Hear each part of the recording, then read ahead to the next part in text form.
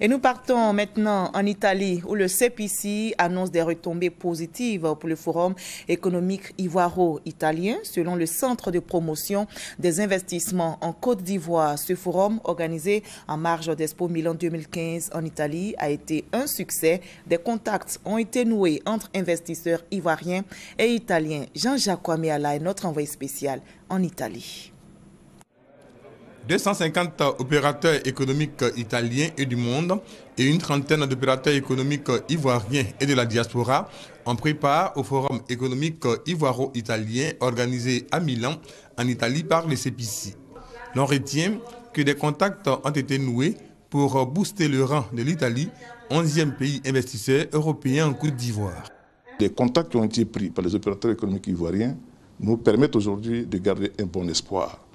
Il y a eu quand même des contacts fructueux entre les opérateurs économiques, déjà au nombre de 5 PME italiennes. Et ça continue. Cette continuité a été poursuivie par la visite d'une entreprise italienne innovante spécialisée dans la fabrication de plastique biodégradable. Une expérience qui peut aider la Côte d'Ivoire confrontée au problème des sachets plastiques.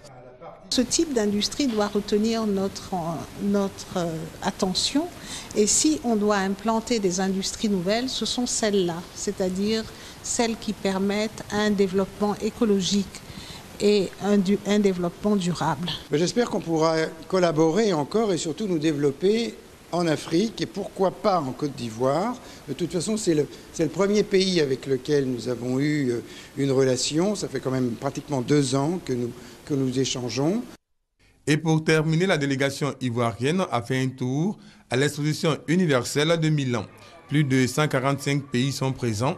Le pavillon de la Côte d'Ivoire, qui selon la presse italienne a reçu son exposition, enregistre environ 5000 visiteurs par jour.